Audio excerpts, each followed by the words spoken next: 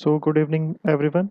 So, we are ready with starting of our inaugural session. Shipra ma'am, over to you.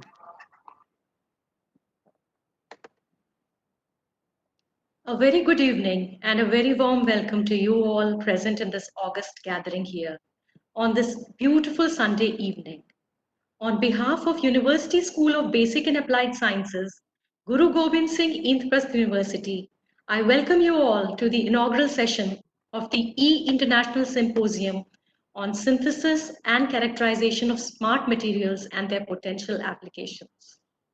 It's a privilege that today we have with us our chief guest, Professor Avinash C. Pandey, Director, IUAC, New Delhi, guest of honor, Professor Dinesh Kumar, Vice Chancellor, J.C. Bose University of Science and Technology, YMCA Faridabad, Chief Patron, our Honorable VC, Padam Shri, Professor Dr. Mahesh Verma, Chairperson, Professor Shruti Agarwal, Dean USBAS, all worthy deans, directors of our university, dear colleagues and students. We are grateful to have you all in this inaugural ceremony. On the onset, following our tradition, I would request our technical team to please play the Saraswati Vandana, a small prayer for Goddess of Knowledge. Technical team, please.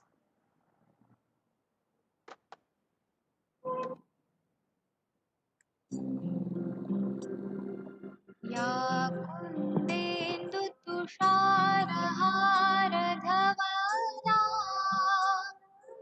या शुभ्रवस्त्रावृता या वीणावरदण्डमण्डितकरा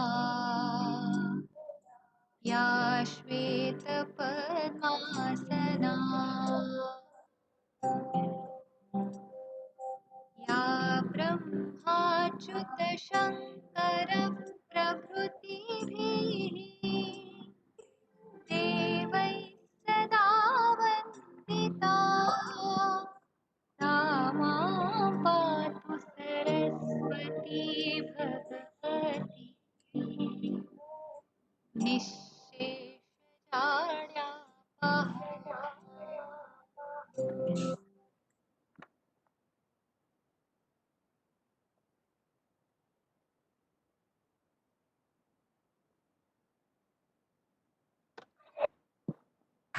Thank you, technical team. Carl Sagan, an American astrophysicist, said science is a way of thinking, much more than it is a body of knowledge. Smart materials, also called intelligent or responsive materials, have one or more properties that can be significantly changed in a controlled fashion by an external stimuli and form the basis of many applications. Scientists are designing future devices from exotic material that incorporate chemical switches or mechanical sensors to improve their performance. These smart materials are not just starting to emerge from the laboratory, but very soon will be found in everything from laptops to concrete buildings. Edward Teller, the famous theoretical physicist, very rightly said, the science of today is the technology of tomorrow. This symposium is a global platform where experts will discuss the challenges involved in the development and application of smart material. This will provide an opportunity for exchanging thoughts on material sciences. So, with this in mind, we have organized the symposium and invited eminent speakers and the best of brains from across the world who, in the course of these 4 days, will share their latest development in this area. On the onset, I would like to request Professor Shruti Agarwal, Dean USPAS, to give her welcome address. She is always enthusiastic, encouraging, and supportive. Professor Shruti Agarwal did her doctorate in the field of solar energy from IIT Delhi. She has been a visiting scientist to National Renewable Energy Laboratory, Colorado, USA, and Institute of Physics, Academia Sinica, Taiwan. She is actively involved in research that includes solar photovoltaic system, crystal growth, silver nanowire-based transparent contacts, etc. She has been a project investigator to 10 research projects and has guided several postdocs, PhDs, and MTech students. She is the recipient of several fellowships and awards such as AICTE Young Scientist Career Award, Visiting Associateship of Solar Energy Center, Ministry of New and Renewable Energy, and UGC Raman Fellowship. She has been a member of governing executive councils of several organizations of repute like IIT Delhi and Solar Energy Society of India. She has organized several national and international conferences. She has many publications in good peer-reviewed journals. She has delivered lectures in several universities, institutes, and conferences all over the world.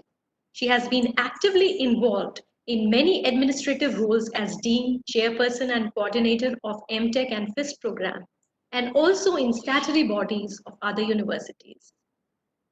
She has initiated Science Day celebrations in USDAS.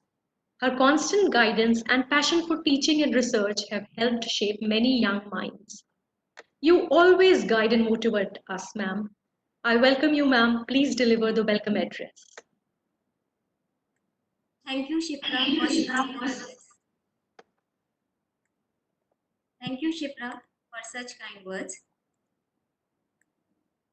Professor Avinash C. Pandey, Director, Inter-University Accelerator Center, Delhi. Professor Dinesh Kumar, Vice Chancellor, J.C. Bose University of Science and Technology, Faridabad. Our own Vice Chancellor, Sir, Padam Shri, Professor Dr. Mahesh Verma, Dr. Michael, a well-known scientist, Professor Sahare, Professor Avinash Sharma, Deans, Directors, esteemed faculty members, students, and all the participants. On behalf of University School of Basic and Applied Sciences, it is my great pleasure to welcome you to the E-International Symposium on Synthesis and Characterization of Smart Materials and Their Potential Applications. The presence of Professor Pandey and Professor Dinesh Kumar is a matter of great prestige and honor for us. We look forward to hearing their ideas and thoughts. We value the constant support and advice of our VC, Sir, Professor Verma. Thank you very much, sir, for always being an everlasting guiding light for all of us. As I always say, your energy is so infectious and motivating that it makes everyone else work harder. Science knows no borders because knowledge belongs to humanity and it is the torch which illuminates the world. We are truly grateful to the eminent speakers of the symposium from around the world. They are internationally well known from the renowned centers of knowledge and learning located in the countries like Australia, USA, Japan, South Korea, Taiwan, and India. We are grateful to you all for agreeing to deliver a technical talk. I'm glad to share that we have received more than 800 registrations from all over the world, making the symposium a truly international one. We all are amid an extraordinary situation emerging out of global pandemic and the ensuing lockdown. With this unprecedented lockdown, everything has come to an abrupt halt and the academic world is not an exception. Because of the forced closure of educational institutions, the entire higher education system has been severely affected. Initially, the faculty and the learners both didn't understand how to continue with learning given a sudden emergence of a crisis that compelled to close down the universities. However, there is always a silver lining in every dark cloud. In this type of situation, e-learning has emerged as the most effective means of learning and expanding the knowledge base. It has significantly helped in the sharing and distribution of scientific information present with the experts to everyone. It is time not to let the glooming situation bury you, but to arise and find ways to continue working. It is the best way forward. We at GGS IPU understand our responsibility and in an effort are organizing this second online activity to connect eminent experts from the scientific community to all the people eager to learn. Our first webinar was a 4-day webinar series on the role of science and technology in the current scenario. With this, the USBS ignited a light towards the path of knowledge and learning. As a continuance to that effort, we are now organizing this second activity, which is the E-International Symposium on synthesis and characterization of smart materials and their potential applications. Smart materials, as we all know, are intelligent and responsive materials due to their ability to change their mechanical, optical, thermal, and electromagnetic properties in a predictable and controllable manner in response to their environment. These materials have many applications in various fields of material science, engineering, medical, aerospace, computers, electronic devices, and many more. Actuators are an example of one of the futuristic smart materials. There are various other categories of smart materials such as color changing materials, materials that can sense, heating and cooling materials, self healing materials, and phase changing materials. It all sounds very futuristic, but smart materials have been around for a very long time. The pyramids of Giza, they were built 4,500 years ago.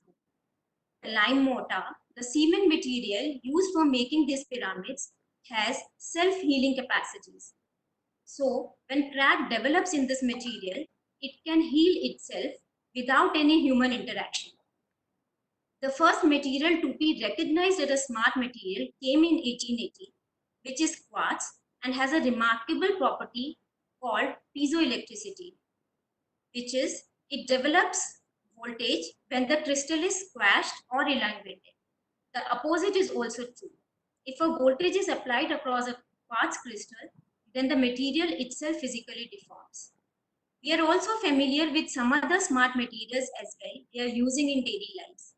For example, photochromic sunglasses that go dark when you go outside, Duracell batteries that show you how much charge is left in the cell, color changing mugs, mood rings, and many more. Presently, there is an upsurge in the demand of smart materials worldwide. Smart materials are anticipated to be the potential future materials that can revolutionize the current technology and have a great impact on development and economy. So, starting with the inaugural session today, the East Symposium will have 3 technical sessions on 15th, 16th, and 17th June. The symposium will explore several latest interconnected research and applications of smart materials. The speakers in the symposium are carefully chosen and uniquely placed to enlighten the participants through their valuable presentation on the most recent and advanced techniques, development and latest updates, as well as novel applications of the smart materials. Many faculty of the University School of Basic and Applied Sciences are engaged in cutting-edge research in the design, synthesis, characterization, theoretical modeling, and application of advanced materials. The USPS should continue making such strong efforts towards promoting science and knowledge in the current scenario and should play a leading role in promoting scientific activities.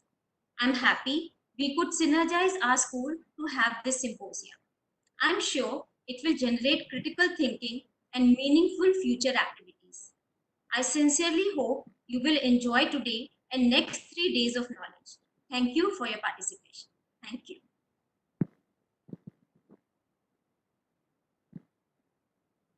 Thank you.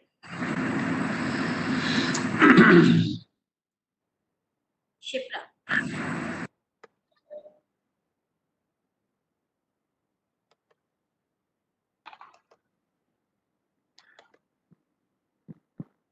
Shipra, you can proceed with the inaugural session.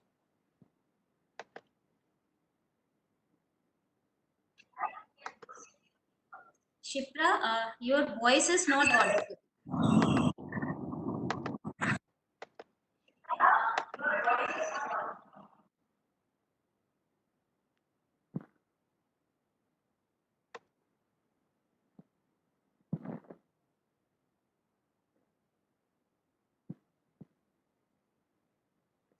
Shipra, please unmute yourself. Shipra?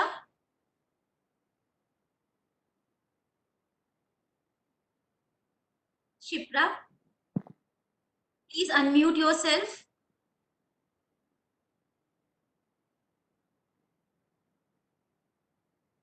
Try once again. Shipra to unmute her mic.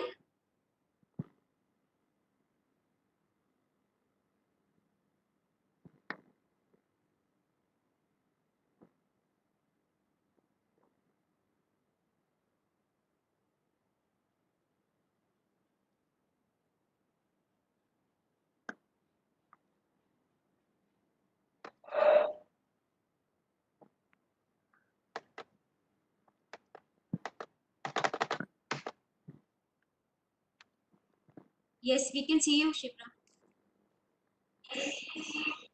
Hello, can you hear me?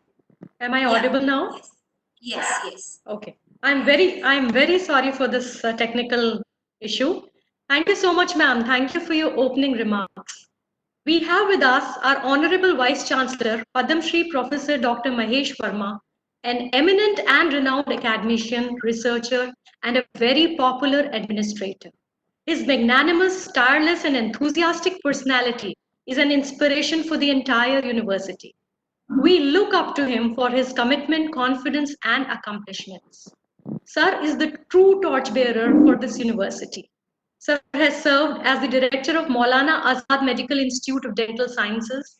Sir is a renowned dental surgeon. He is associated with various organizations and societies.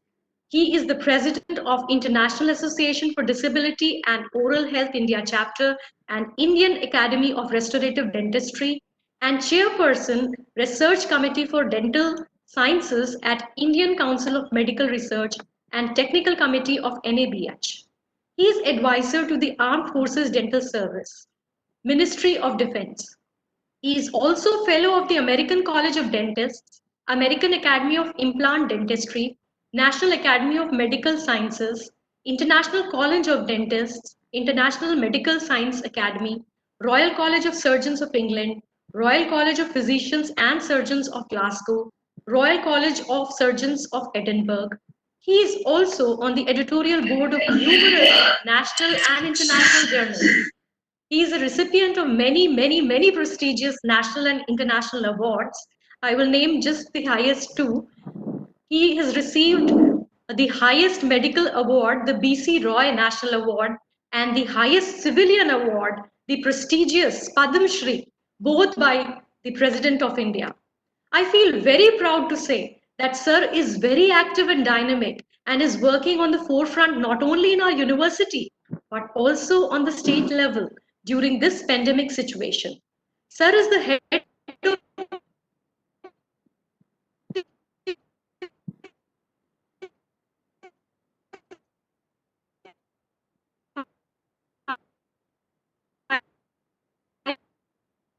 five-member committee appointed by Delhi government. You are our true guide and inspiration. With these words, I would like to invite you to please share your presidential address with us. VC sir, please. Thank you, Shipra. In fact, when you were introducing me, you feel so much larger than life. In fact, you look at yourself. Are you the same person or somebody else? But nevertheless, my dear Professor Avinash Pandey, Director of IUAC, and also former Vice Chancellor of Bundelkhand University, Jhansi. Another dear friend, Professor Dinesh Kumar, Vice Chancellor, JC Bose University of Science and Technology, Faridabad, and our dear Shruti Agarwal, Dean of University School of Basic and Applied Sciences. We have also Dr. Rajesh Kumar, very active from the faculty, Ravi Dutt, our registrar,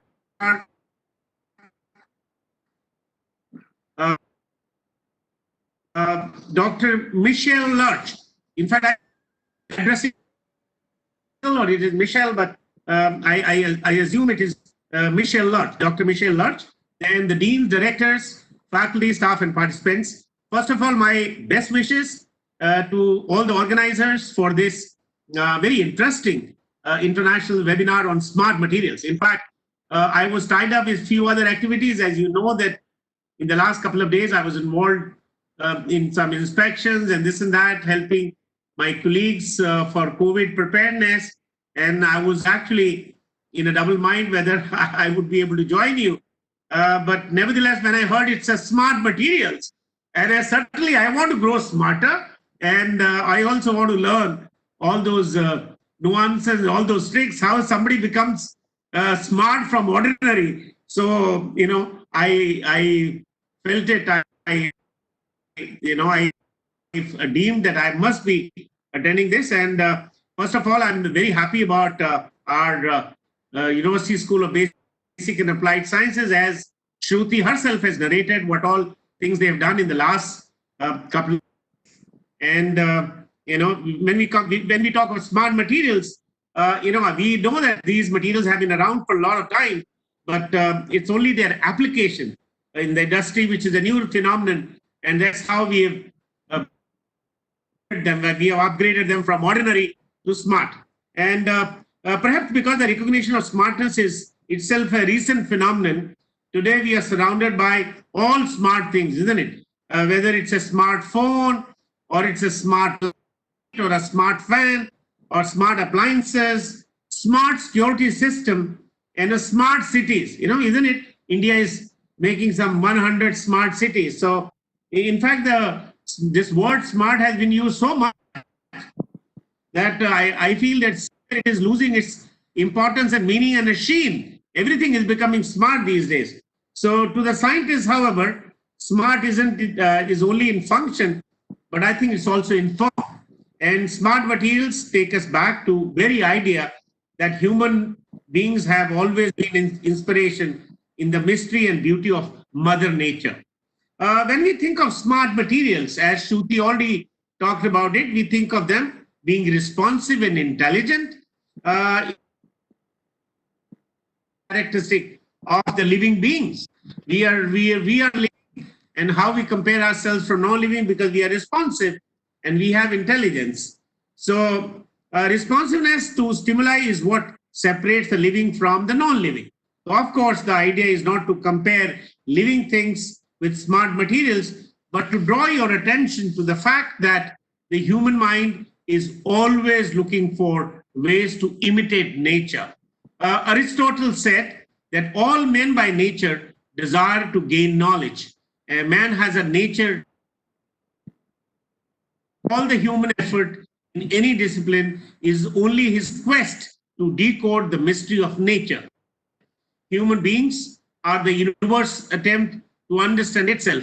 Purusha admires Prakriti and tries his best to interact with her wherever possible. And Michelle, you are here. Purusha is human beings and Prakriti is the nature. As I was introduced, that I am from the dental medicine area, and and traditionally, these days we've been talking about smart technologies and smart materials. For us, what is smart technology and smart materials? We call them smart because they let us do which are simpler, which are safer, which are long lasting, and are faster. So I always used to tell my students that, well, what is the meaning of a smart? I used to say that S is for simpler and safer. M is for monetary beneficial, because when you use smart materials, you tend to do things faster, and you gain time, and time is a money. A of smart is automated, responsive. As somebody said, these materials, they respond. And R is research oriented, something which there is evidence for that. And the T of the smart is technology laced. So anything becomes smart when they have all these characteristics. And the smart materials have the capability to sense and react according to the environment.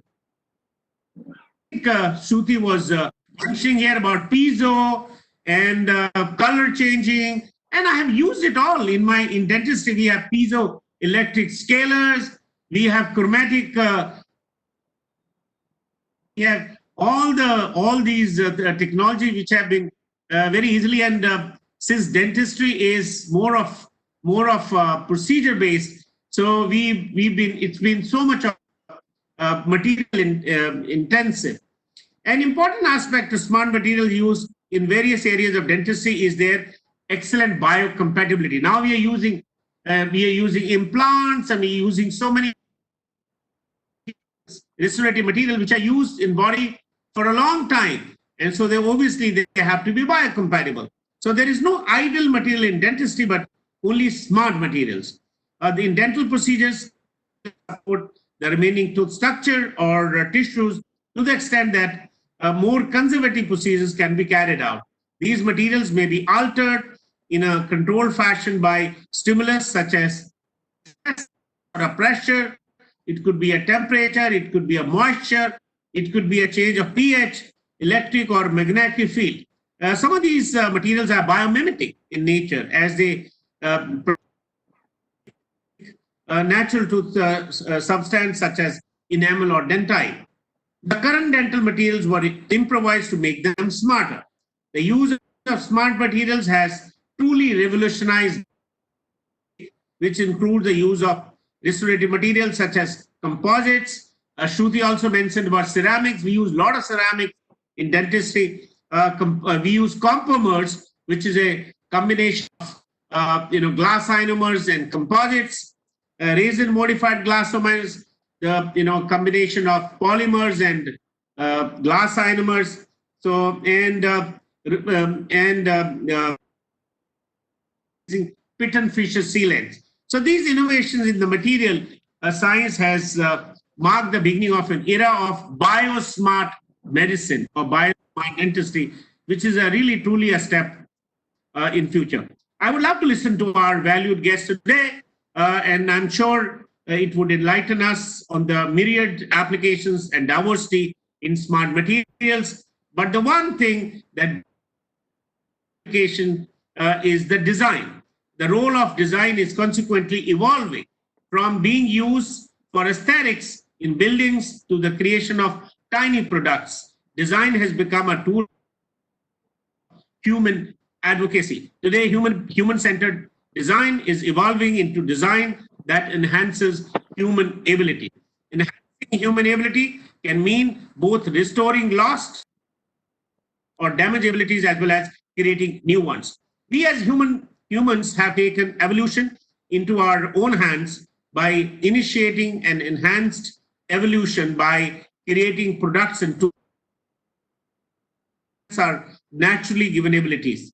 These products can be airplanes that allow us to fly, smartphones that allow us to communicate location independently, or that give us the ability to do our exact heart rate or even ECG. You have seen the new Apple Watch can even take ECG of any human being. Design promises to make a superhuman. So think of a possibility that can be when smart materials meet the smart design. We will be able to create products that empower us by enhancing our human ability. With that premise is the key to connect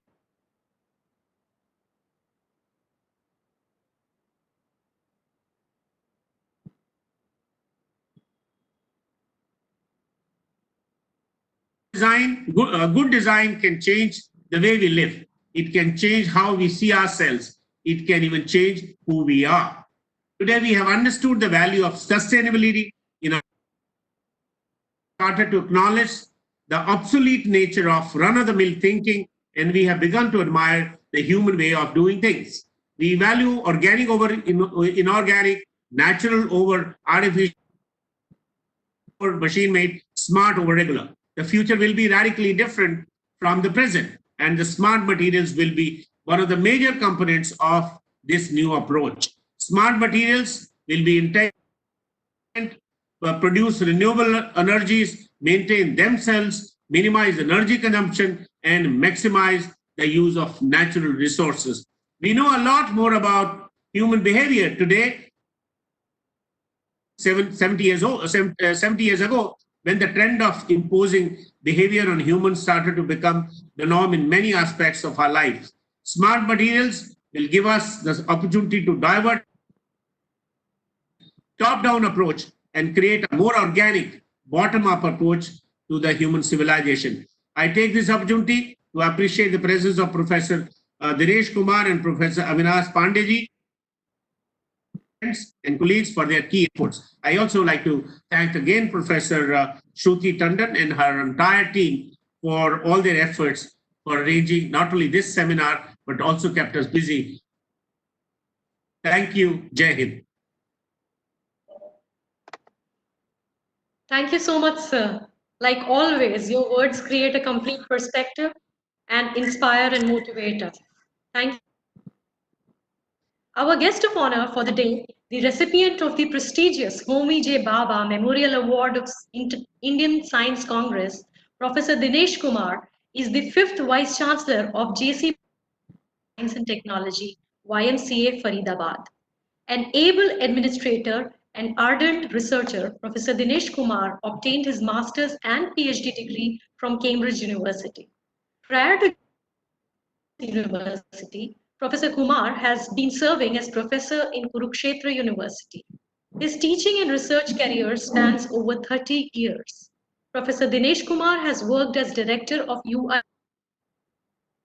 Kurukshetra University, chairman, the Department of Electronic Science at Kurukshetra University, and also as director, Kurukshetra University Alumni Association for many years.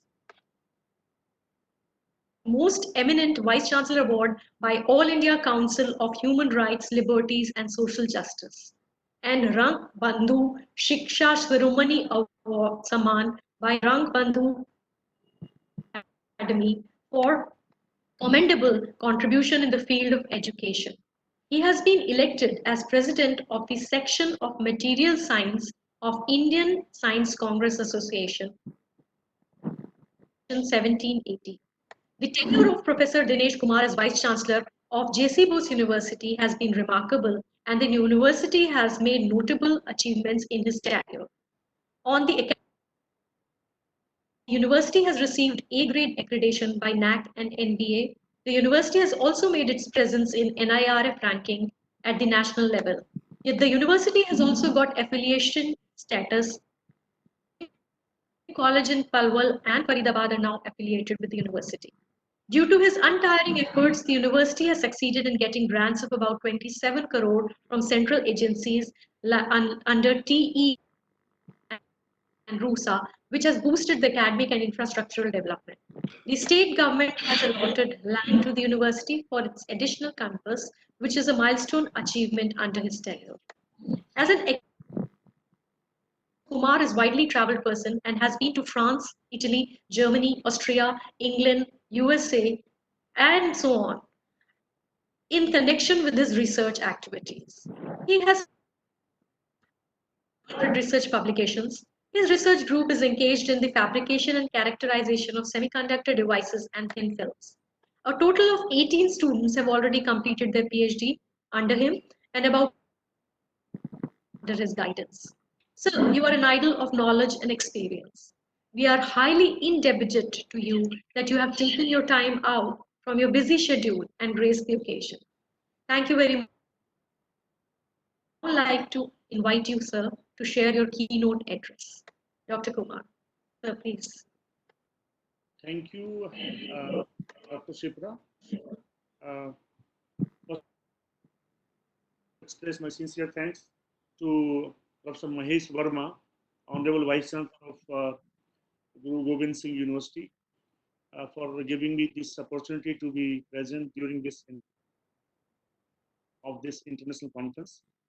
I know my friend Dr. Avinash Pandey, who is director at Accelerator Center in Delhi, is present here as a chief guest. In fact, when Dr. Rajesh rang me, I was thinking that for so many years we are not doing any research now.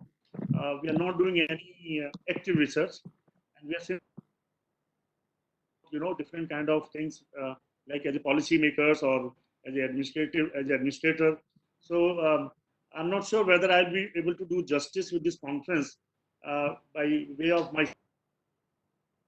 Yes, I'm very happy that Dr. Verma, who has already spoken so many things about materials and about nanomaterials, perhaps he has touched every kind of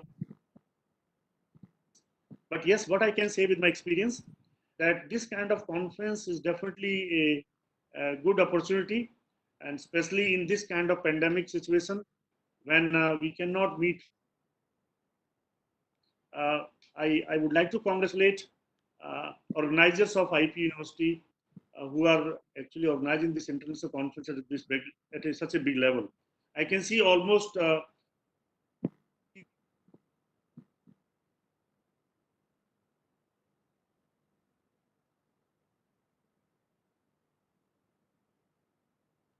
all of us know that nanomaterials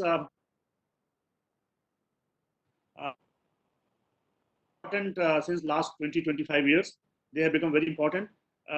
In fact, nanomaterial have existed years, but when these kind of this atomic force microscope and tunneling microscope were invented, this becomes more important.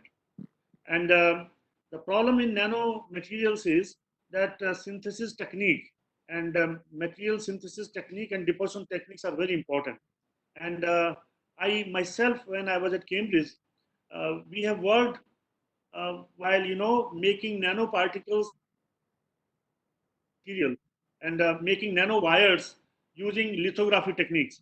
So it is not that easy, especially electron beam lithography, which is used to make nanostructures, is not that simple. It's really quite tedious and is a very complicated technique.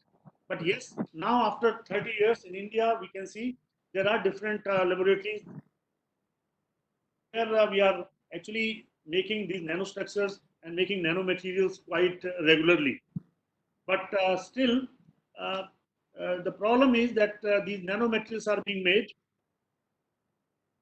used only for some specific applications. As Dr. Verma mentioned, that one of the important applications of nanomaterial can be the sensing properties of these nanomaterials can be. We know, all of us know that nowadays we are using this IoT, Internet of Things, quite often in different areas. Maybe it is a case of testing your soil, and maybe it's a case of testing the quality of air in a room, or maybe it is testing about the presence of any gas. So we actually use some different. And when we use these materials can be in the form of bulk or in the form of nano. And it has been found that when these materials are used at a nano scale in the form of nanomaterial, then they are more sensitive. So perhaps in order to make the sensors, this role of these nanomaterials has become very important. Similarly, in medicine and pharmacy and things like that, this nano important. And I'm happy that in India already this some of the these nano products are being made, especially for treatment purpose, for skin treatment, even for treating your cancer or things like that. Nano drug delivery, targeted delivery is being done. So there are many different applications where this nanotechnology. The problem is that we need to be, the kind of materials we are using, they can have some kind of health hazard. We need to be very careful when we deal with these nanoparticles. They can really be dangerous to our human being also. For example, this pandemic which has occurred because of this virus, similarly, nanomaterials at a nanoscale, and if you're not able to handle them properly, it can also be very bad for the health of the human being. So we need to be very careful while doing this kind of and trying to make the nanostructures. But yes, this applications of nano is there in different areas, as Dr. Verma mentioned in his elaborated speech. Already he has given a large number. I can say that recently, especially in our lab, we have been doing it for gas sensing applications. We are making material at nanoscale and which are being used to sense your gases like your ammonia, carbon dioxide, and things like that. And the nanoparticles of zinc oxide tin oxide, titanium oxide, copper oxides are being used for these materials. So CNTs and graphene. That CNT and graphene, this carbon at nanoscale, this is also being used for different applications. So we are actually using these material for treatment of the water, for purifying your water. We can use it, and even in agriculture science, we can use these nanomaterials. Even the quality, the food which we affected by nanoparticle based kind of foils and things like that. So there are different applications of nanomaterial, which is not that easy to grow and to deposit. In India, different laboratories, many laboratories have become very, they are doing really advanced research, and we have got a large number of applications of this research in Indian laboratories. Recently, the application of these nanoparticles and nanotechnology has also been realized in harvesting of energy, especially the solar cell. Instead of silicon-based solar cell, you can have this chemical solar cell of different materials. And this, if you deposit this solar cell using this different kind of nanomaterial synthesis technique, then it has been found that efficient.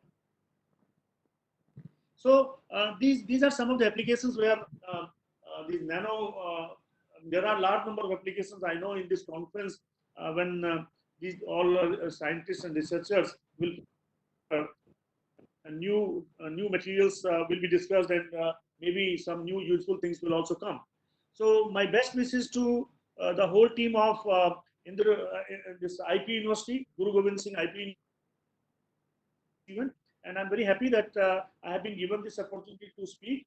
I know I have not spoken really my detailed technical talk, but as Dr. Verma mentioned,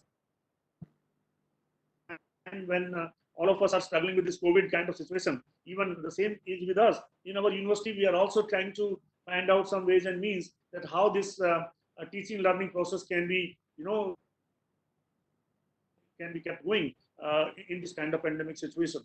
So with these words, I would like to express my sincere thanks and would like to wish all the best to the organizers for the success of this international, which is being organized for synthesis of nanomaterial, for characterization of nanomaterial. And I'm sure now, because this is being an interdisciplinary subject, where different people from different subjects are, it is not one subject. Like, there are different type of the scientists, different scientists from different disciplines can interdisciplinary kind of subject which give lots of possibilities. Only thing is that we need to be very cautious. If we start some nano science program, make sure that that nanoscience program has to be designed very carefully. Otherwise, there can be problem in kind of this education program. But otherwise, if we talk about the research, for research, very interesting and very important program, and perhaps our country should be aggressively should take the research in this nano area already now. And now the time has come when we should really get good product based on nanotechnology, and we should not only synthesize those products, we should even export those products. So perhaps for the Atmanirbhar Bharat, we should take a lead in the manufacturing of nano materials and devices even, so that our country can these words. I would like to express my sincere thanks to Dr. Verma again, who has been so nice to me, as a fantastic person, and thank you very much. Jai Hind. Thank you very much, sir. Your enthusiasm and zeal are really inspiring us. Thank you for sharing your valuable thoughts with us. Our chief guest today is Professor Avinash C. Pandey, Director, IUAC, New Delhi. Professor Pandey has also served as Director, IIDS, University of Allahabad, Coordinator and Founder Head of K. Banerjee Center of Atmospheric and Ocean Science, of Space Studies, University of Allahabad, and as Vice Chancellor of Bundelkhand University. He has about 170 papers in the area of nanoscience and technology alone, and about 40 papers in atmospheric ocean sciences in very high quality international journals. And he has another 40 papers in various national reputed journals. His total number of publications is 300, out of which about 92 have been in the last 5 years. Total citation of his publications is more than 5,000, and with an H index of 30 and an I index of 140, Professor Pandey has guided 25 PhDs and mentored 12 PDFs. He has about 20 patents to his credit and authored 19 books, book chapters, and monographs. He has been instrumental in implementing 30 funded projects as principal investigator with a total worth of about 37 crore rupees. He is a member of several professional bodies such as OSA, IEEE, Luminescence Society of India, Biotechnology Society of India, American Chemical Society, Science, WILE, Nanotech Insight, Biotechnology Research Society of India, and so on. He has carried out several administrative and cooperative responsibilities as the Vice Chancellor of Bundelkhand University, Jhansi. His initiatives for a completely web-enabled university integrating online examination admission process, digital evaluation, online faculty recruitment, integration of payment and SMS gateway facilitating e-governance and m-governance are a few examples. Prior to these, he held important portfolios in academic governance of Allahabad University, including the 10th, 11th, and 12th plans, NAC, IUAC, annual report, convocations, and he has been a member of governing bodies of several organizations of repute like IUCCA, AA Pune, INST Mohali, ARIES Nainital, Governing Council, Indian Institute of Astrophysics, Bangalore. He has spearheaded many international collaborations and MOUs with USA, Japan, South Africa, Germany, Armenia, South Korea, SAARC, etc., and lectured in many international institutions of repute and paid regular academic visits to many countries. He has shown strong academic leadership and helped to develop research large number of faculty members of neighboring institutions to take up independent and coordinated research in career and growth of the user facility in university setup.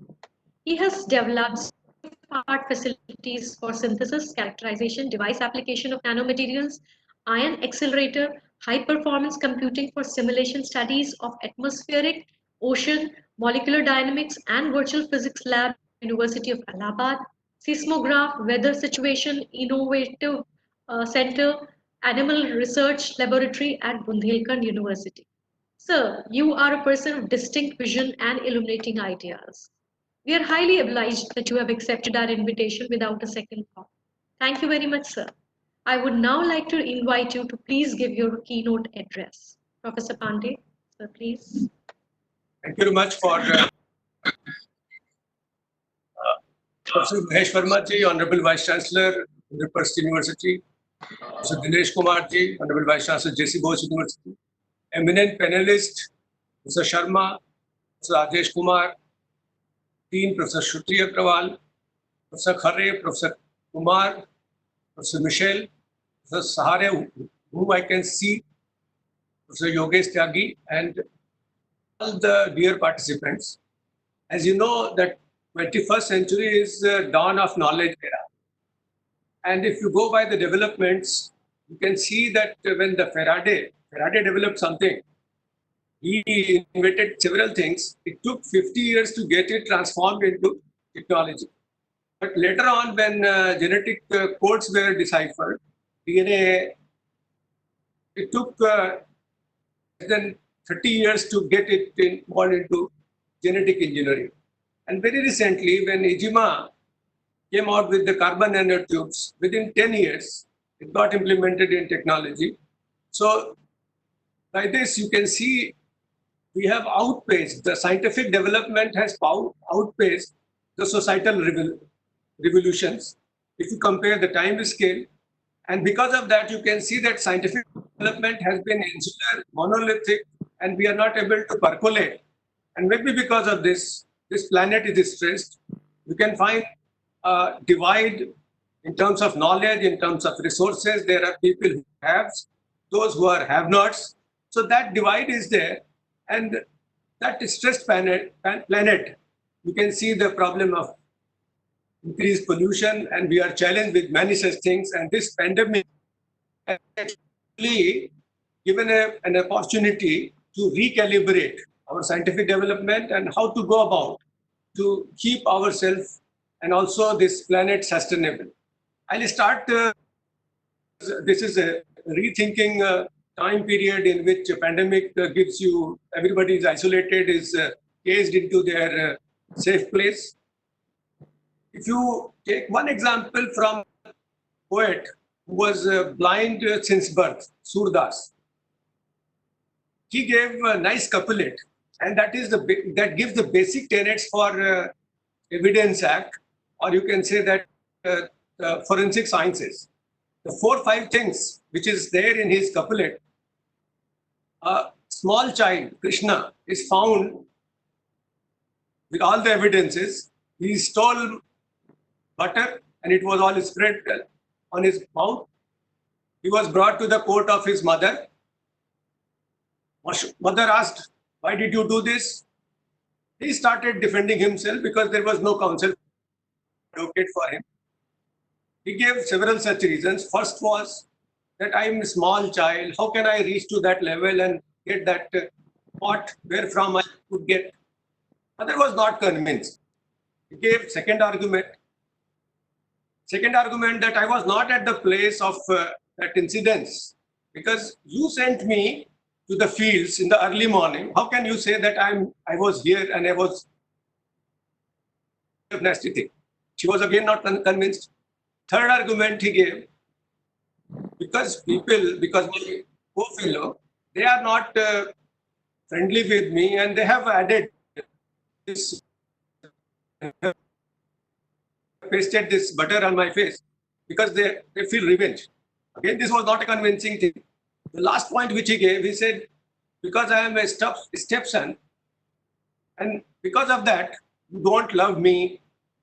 And then that lady succumbed to that kind of argument, and that was proving mala fide intention. So these are the basic tenets on the basis of which Dr. Verma is here. He must have attended several such cases in which he was supposed to be working as an expert in terms of some court cases as a medical legal expert. These are the 4 or 5 things on the basis of which this Evidence Act evolved. Emphasize here, you can have a battery of self-characterization tools ranging from structure to microscopy to thermal analysis to electrical resistivity to magnetic properties to optical properties. A range of such kind of batteries are available. As a researcher, the students, participants, they have to be imaginative. They have to look at what is actually required. Why this particular characterization tool is and how we can make our precision, like the measurement should be precise, should be reproducible, and that is the biggest challenge before us. Whenever we pursue research with synthesized material, depend more on characterization tools without understanding the basics, without understanding the limitations of those characterization tools. And this is the time which gives you an opportunity where like the problem of a solution lies not in a discipline. It is at the interface of several such disciplines. So we have to have a collaborative way of working. Professor Verma is talking about smart materials. It is a time of smart convergence, where IT, BT, nanotechnologies, communication technology, everything should come together. Information technology, biotechnology, communication technology, nanotechnology, that has to get converged for a smart convergence. And if that happens, then there is a possibility of having smart materials developed provided we have the characterizing those materials with our tools which we have. A small introduction, a brief introduction of the center from where I belong. This is Inter-University Accelerator Center, which was known as Nuclear Science Center, and most of the people, they know that this facility is for you people only. Whosoever want to use this facility, they are most welcome. And we do have special characterization facilities which are actually based on iron.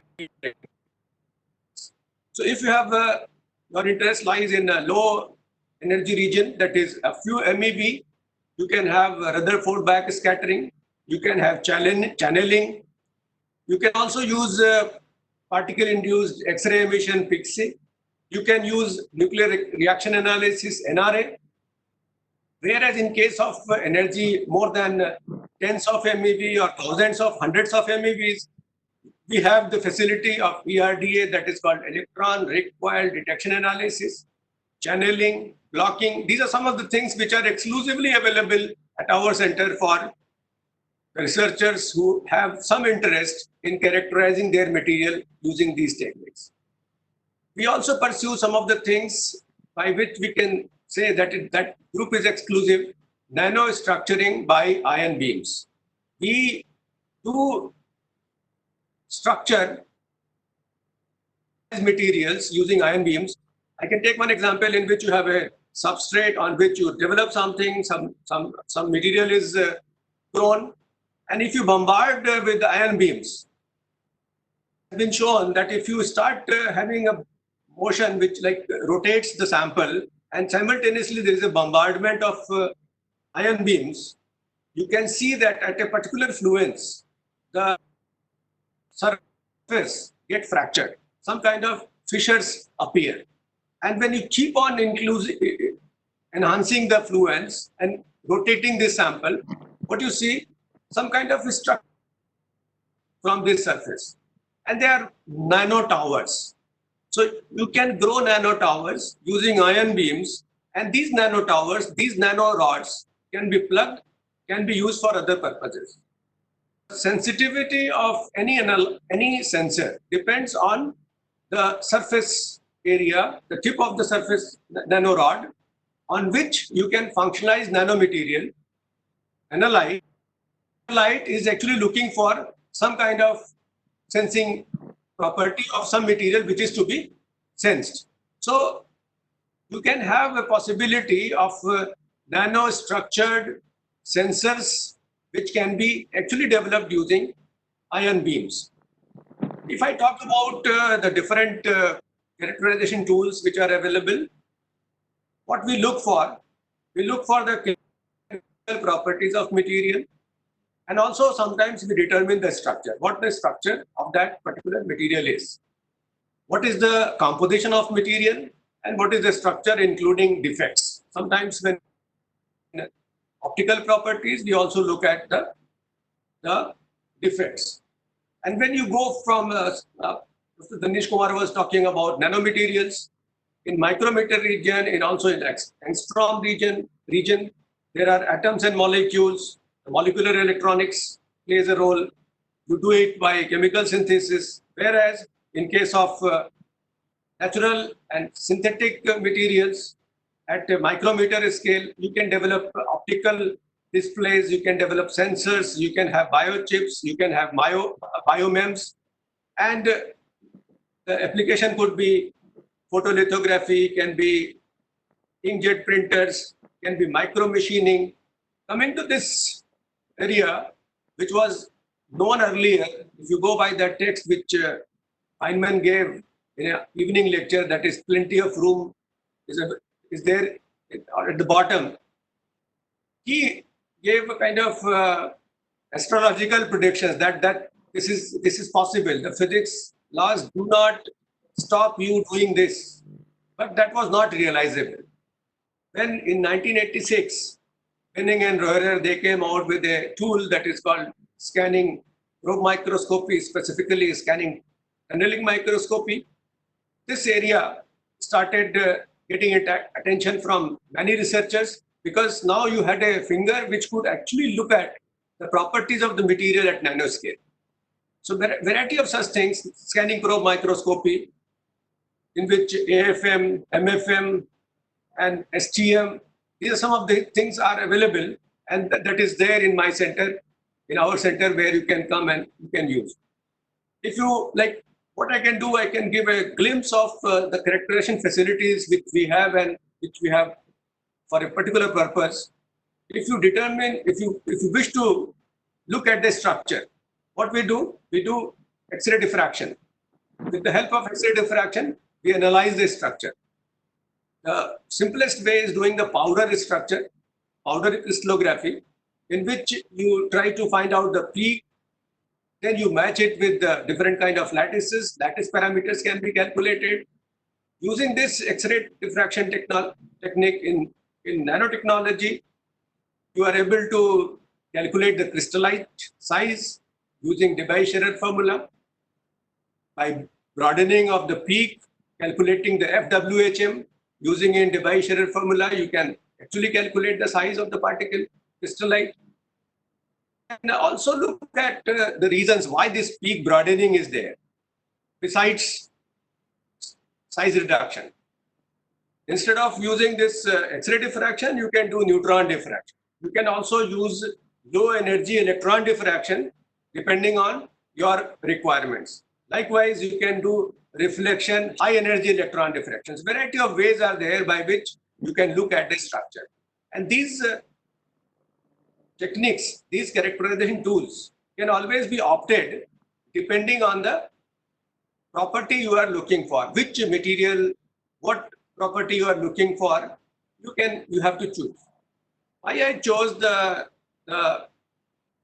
Surdas poem and tell you about his imaginations. He was a blind poet since birth, but he had imaginative ideas. We have good images. We can get TEM images, we can get SEM images, but simultaneously we have to apply our mind, your imaginative world, in which you can look at those things and analyze, interpret the results in a better way, which could be exploited for application purposes. So this was a brief idea about the structures and the different ways of looking at the structures. The second important thing is microscopy, starting from Robert Hooke, hand lens, and then improvising those optical microscopes. We have all studied at a junior level.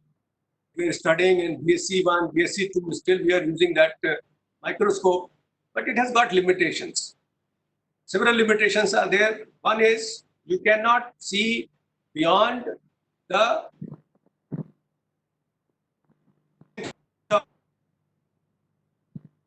light which is being used in that microscope. Light, what the ultimate, the maximum size which you can see using optical microscope.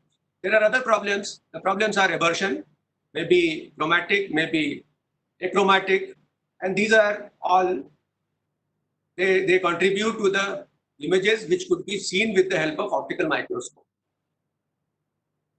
At the level of BSc, you might have gone through several such experiments. Davison-Gerber experiment must have been taught to you. Stern-Gerlach experiment, Frank-Hertz experiment. We started looking at the atomic structure with the help of these experiments, which are evidences of several such things which can be further exploited. Davison-Gerber experiment is such experiment in which you know the electron behaving as a wave, and that is de Broglie wavelength, lambda is equal to h by mv. You change the velocity, the wavelength associated with the particle changes. Here in my center at Accelerator Center, we are into that business. What we do, we accelerate ions using simple formula, and that is Lorentz force. Lorentz force is F is equal to QE plus QV cross B. This QE is electrical force which actually accelerates, and QVB is the force which steers. It does not actually accelerates, but it steers. And on that, using this Lorentz force, we have several kind of accelerators, linear accelerators, Van de Graaff, Cockcroft Walton generator, this tandem which we have, Pelletron, and then circular accelerator, cyclotron, synchrotron, betatron, phase stability, which are the other dimensions to study with. But the way we create these energetic electrons, we also use these energetic electrons in microscopes, in electron microscopes. Electron microscopes are the microscopes in which you have a wave made of electrons which are accelerated at a high velocity. So that you can have scanning electron microscope and also transmission electron microscope. In scanning electron microscope, the secondary electrons of low energy from the surface are studied. Back scattered electrons are studied, more from bulk, which comes from inside the surface. X-rays are also coming out of this SEM from near surface region, and you get qualitative as well as quantitative information about the sample using scanning electron microscope. Likewise, transmission electron microscope is again an improvised way of looking at the microscopy of material. And what I talked about using ion beam, this Rutherford, this backscattering, this is another way. And SPM, this is scanning probe microscopy using STM, AFM, in which the quantum mechanical effect, the tunneling, if you move a tip on the surface, you can see the variations in the current, which is the tunneling current. And if you go nearby, order of magnitude changes in the current is observed, which can be recorded, and a topography of the material surface can be recorded on the surface, on a piece of paper, wherefrom you can infer where actually atom is sitting. So this is a beauty which we have with the STM. If you talk about the limitations of light microscope, that is optical microscope, if you combine this idea that if you can reach to nearer to the surface, then near field scanning optical microscopy can provide you some idea about sub wavelength structures with the help of light microscopes. Light means optical microscopes. So this is about the microscopy.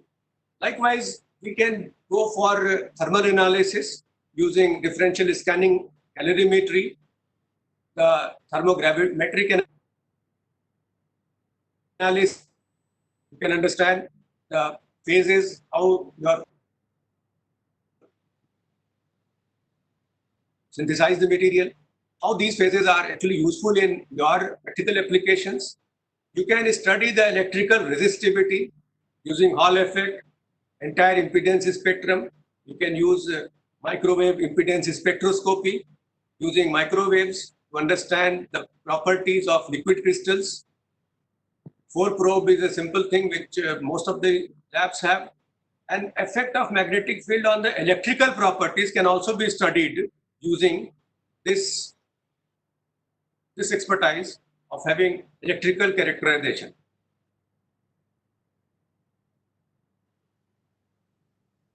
Interested in the nanomagnets with the help of magnetization properties, variable vibrating sample magnetometer, VSM, AC susceptibility techniques are there, Moog microscope, NMR, electron spin resonance spectroscope is another thing. You can measure the magnetization by induction method as well. So I will list a large number of such characterization tools depending on your interest or what property you are actually looking for. Your smart materials, so that you can tailor, you can actually come out with the desired effect of that material is the crux of the problem. Why this is required? You can think of these days the challenges which we are facing.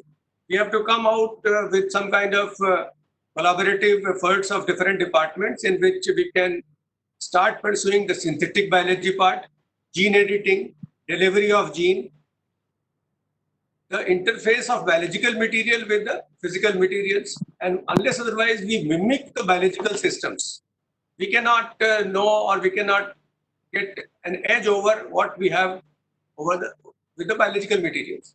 So this is an era in which much of biology is to be understood, and a kind of forging is required with one world, those who pursue material science only in materials which have nothing to do with the biological materials, but on the other side, the biological material or the biological processes or the entities which have all the capabilities of synthesizing novel materials. We have to mimic, we have to copy mechanism and having in vitro, in vivo studies for its better use. So this is an era in which the students who are involved in their research pursuit must think of having a broader vision by which the problems, the real problems, can be solved. This pandemic is because of one virus, and we are not capable to sense them. We are still having a problem of having electronic nose. The dogs are used for sensing most of the things, even in case of explosives. But we do not have one such sensor which has the capability of sensing variety of such chemical analytes. Kind of capability in which the sensing becomes sensitive to a particular analyte. There are no false alarms. There are no mixing of, if you have several such analyte in one box, you can specifically choose with the simple gadget at the airport, at other places, by which you can check the infiltration, by which you can have a good control over such kind of movements of bio-terrorists' weapon. Maybe this is one idea in which virus has come through, has changed its host. It is a zoonotic in nature because it has changed. It has come from bat to man, and from man to man it is traveling, and it is creating havoc. But there is a possibility that these kind of viruses can be modified and can be sent for some other purposes, and we become victim. We have to get ourselves ready to take these kind of challenges, and that challenges are only possible if we have the synthetic biology, the gene editing thing, and having all the understand the processes, and to curb these many potential things by which we can stop, we can sense, we can treat. So these are some of the things which need to be addressed. The last thing in the characterization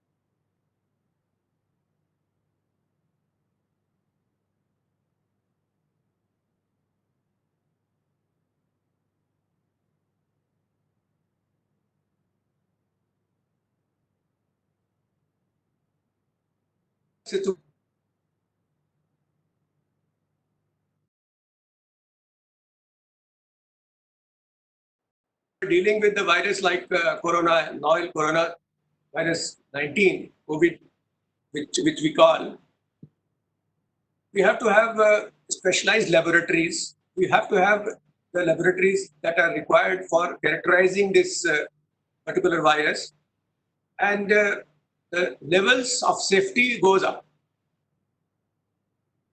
Our country, or the people who are actually interested to understand more in terms of developing vaccines, in terms of understanding the processes by which it can be sensed, we have to develop that capability in-house in some of the laboratories.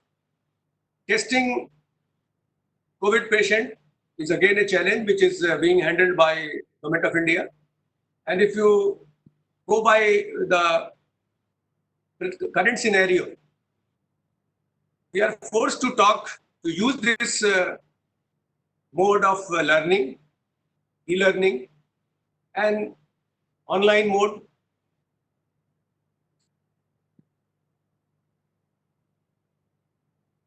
In this guys, why? Connect a large number of experts from across the globe, and we are fortunate to have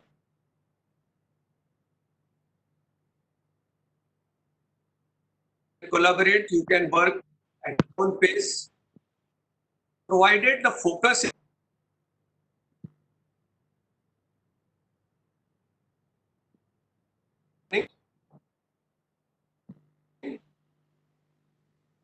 testing the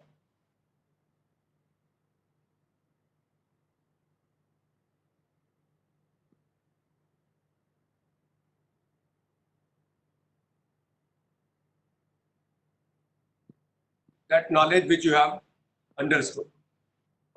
This is lower level of competencies. And our universities generally focus on this lower level. We frame question paper in such a manner that out of 7 questions, we ask 3-4 questions that derive this. So we test memorizing power of that candidate. Some of the questions we put deliberately to have a force distribution among the students. Those who are right, they can answer the tricky questions. It is not only remembering, but you have to apply, and you can solve some numerical. On top of that, what is required? The requirement is testing higher level of competencies. And if I go by this discussion, which I did not use PowerPoint, sometimes we are simply swayed by the slides and slides. What you can absorb, what are the important things which you can take, and go and consult the literature which is already available. So the next level of competencies, higher level of competency is evaluating, analyzing, and then creating. So highest level of competency is you should be creative person. You have to have some kind of creativity in you. I should not be a robot. I should not be a person who is only mechanical, who is doing something, driven by something and doing something which is otherwise already available. So coming with the new way, and this opportunity is a kind of blessing in disguise again, in which we have to rethink, we have to recalibrate the developments in the science, and also the education system, the testing, assessment of the students, so that the high level of competencies is inculcated. Sometimes they say that this is not possible, it is God gifted. Nothing is God gifted. You can always inculcate those attributes in the students. And if we do that way, definitely the contribution to science, innovation in science will not be buzzword, will not be only limited to be a kind of simple words, but it can be realized. I guess I have completed the time allotted to me. So I can answer any question which is there from the participants. And thank you very much for giving me this opportunity to be with you. I have seen, I know many of the people who are there as panelists, but I did not get an opportunity to have a face-to-face interaction. And again, this COVID-19 has given an opportunity to see you through electronic means. And I wish everything goes towards normalcy and we are able to take a cup of tea together. Thank you very much.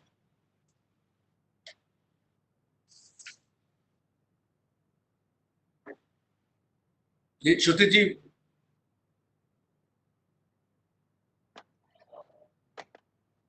Thank you so much for your enlightening words of vision. They were really informative. Thank you so much.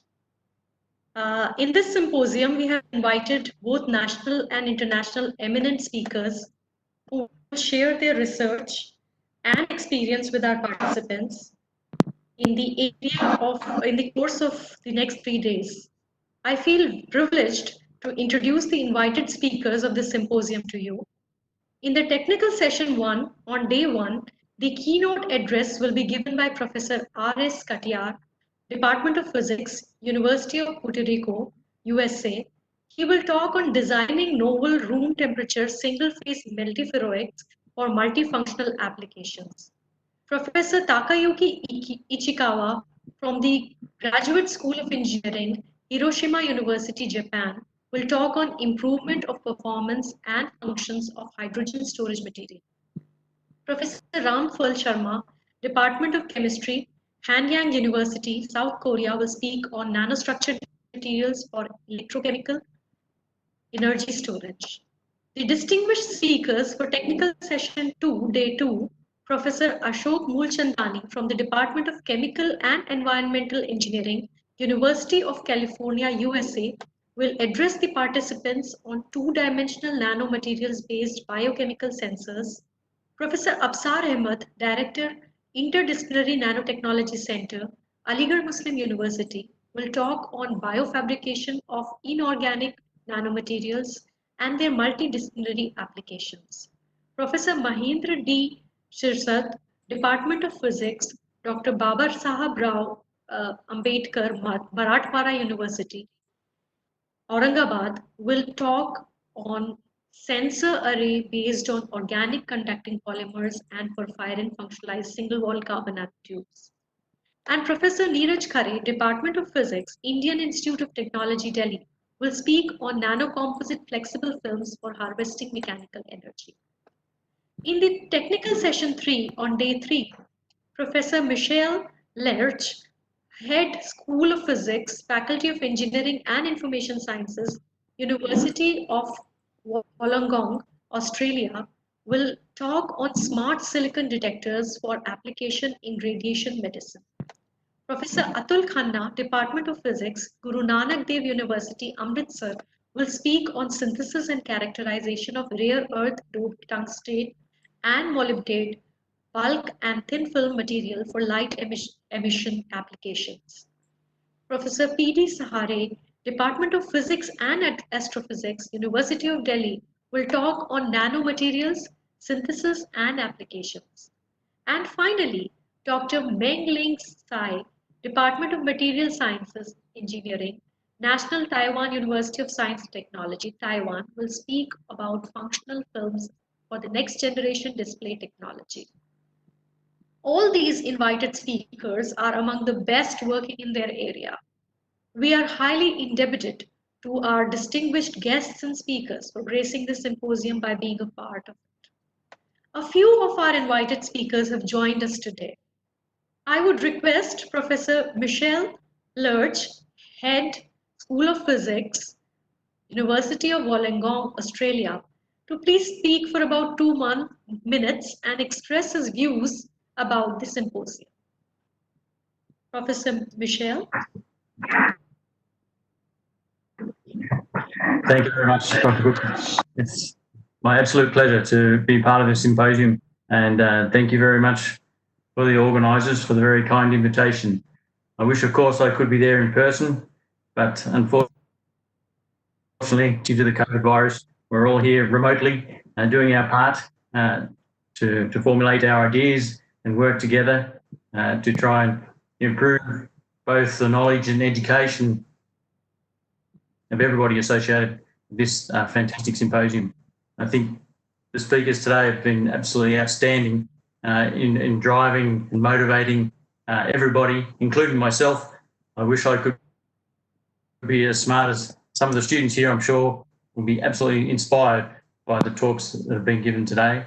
And they're very, very fortunate that they can be in the presence of such eminent people from all over the world. It's absolutely fantastic. So the area of nanotechnology and smart devices is certainly a very, very intriguing and interesting area, and something which will drive nations further forward through technological advances and information, and also much knowledge that is to be gained throughout the world. And so I'm very excited by that and looking forward to seeing how this nanotechnology evolves and develops for the betterment of society and the people that we live around. As you can see, the impact of the virus has been absolutely incredible, terrible. But together we can work and help our society in developing the necessary technologies and techniques with the precision that's required to improve the societies that we live in and making the world a better place. And I think that's what motivates and drives all of us throughout the different institutions around the world that are involved in this symposium. So thank you very much, and I'm looking forward to hearing more talks over the next few days. I really am very, very excited. Thank you. Thank you so much for your words. I now request Professor Neeraj Khare, Department of Physics, IIT Delhi, to please express his views in about 2 minutes. Professor Okay, Khare. thank you, Dr. Chipra. At the outset, I am very much thankful to Dr. Rajesh for inviting me for this symposium. It's very interesting to know that in such a situation now, which many of the speakers earlier said, it's a kind of lockdown and COVID situation. Everything seems to be standstill, but this seminar has been launched, so it's very interesting. Many people are getting new opportunity to learn on this. And the seminar on smart material synthesis and characterization is a very right choice at this moment. The smart materials has potentiality in many sectors like security, energy, health, and others. So it's very right choice. And what is now happening that the trend is evolving in which people are trying to develop a smart material which could be of a multifunctional type. It should not have only one feature, for example, with the heat property changes or with the pressure property changes, but it's something which is coming up that it should be multifunctional, that if there is a heat change or if there is temperature change, in both of this, it basically responds. So that's a new trend is emerging. So there is a lot of emphasis going on in designing materials with multifunctional property, with a hybrid nanocomposite nature, which shows these kind of things. So I think I'm sure that in this conference, such kind of issues will be elaborated more. But one thing is very important, which all of us as researchers should feel, that it's not only the synthesis of the material and the characterization of the material is important, but we have to take it forward for fabricating device. And then at the end of the day, this device has to go to society for some useful purpose. So that is what is required, and we should have the same. And at that point, I really say that what Dr. Pandey has said, that there should be really a smart convergence kind of thing there, where all these ideas would really take it to device which should be socially useful kind of thing. And in this kind of convergence, you see, you require researchers from different disciplines. So that's what is required. In fact, nanotechnology even came. It really gives an opportunity when the people from physics, people from mechanics, people from chemistry, people of bio came together. And that's really a very good opportunity where we can come up with a device which can really go and solve some of the social issues at the present time we are facing with. In the IIT Delhi, we have this nano research facility where we have tested this idea. We have series of characterization and fabrication facility with clean room environment and all that. And we have the facility faculty associated with it, which comes from different discipline. And that really gives us an idea to go at. So I think we should really focus when the researcher discuss this point that we have to carry this smart material to the device and then it is something which should go to the society. Okay, we wish all the best and thank you very much. It's really very nice to listening to Dr. Pandey and Dr. Dinesh, Dr. Verma and Professor Michelle. So thank you very much for your. Thank you very much, Professor Khare. Now I would like to request Dr. Rajesh Sharma, convener of this symposium, to deliver the vote of thanks. Wish you all a very good evening. Well, I take this opportunity as a pride and privilege to propose the vote of thanks on the grand occasion of this international symposium. On behalf of the University School of Basic and Applied Sciences, Guru Gobind Singh University, I would like to convey my sincere thanks to all eminent guests present on this occasion of the International Symposium on synthesis and characterization of smart materials and their potential applications. During 14 to 17 June 2020, now that we have reached to the end of this inaugural session, first and foremost, I would like to extend my heartfelt thanks to our chief guest, Professor Avinash Pandey, Director, Inter-University Accelerator Center, New Delhi, for sparing his valuable time and encouraging us by his grand presence. Thank you very much, sir. You have explained very well about the ion beam facility and their application. Sir, really, sir, our group is associated with this ion beam facility since last 20 years. And IUSC has the world-class facility for the researcher. Next, I would like to thank our guest of honor, Professor Dinesh Kumar, Vice Chancellor, J.C. Bose University Science and Technology, YMCA Faridabad, for enlightening us by sharing his valuable experience with us. Our sincere thanks to Padam Shri Professor Mahesh Verma, Honorable Vice Chancellor, without whose encouragement this kind of event may not have been possible to implement. He has always given his full support for any innovative idea and has boosted our morale to take up the challenges and make them grand success without any second thought. I am also thankful to the Registrar, Sri Ravi Dadiji, his constant help and cooperation. Next, I would like to thank all other guests, participants, faculty members, research scholars, and students who have made successfully by their presence. Next, I express my sincere gratitude to the team who were behind the success of this event. Professor Shruti Agrawal, Dean, University School of Basic and Applied Sciences, for giving her valuable and timely suggestion during this planning, preparation, and implementation of this event. Professor Avinash Sharma, Director, Research and Consultancy, Professor Anu Venugopalan, Professor Anindya Datta, and Professor Vaisali Singh, for giving useful input, encouraging us all the time to make the event more thoughtful.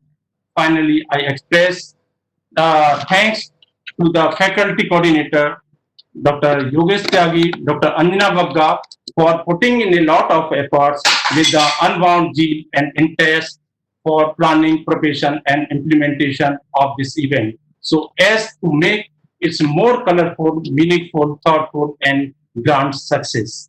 Last but not the least, thanks to our technical team and student coordinators, namely Mr. Amar Ratan, Ritesh Kumar, Vishnu Chauhan, and Mukesh Kumar, Anjali, Nikita Gupta, and Deepika Gupta, and all the scholars who have put in a lots of efforts to make this event unique and excellent. Once again, I thank you all. Thank you very much, Dr. Rajesh. The inaugural session has now come to its end. I take immense pleasure in thanking you all for your presence today. We shall meet again tomorrow at 10:30 a.m. for our technical session day 1. Thank you once again. Thank you and see you tomorrow.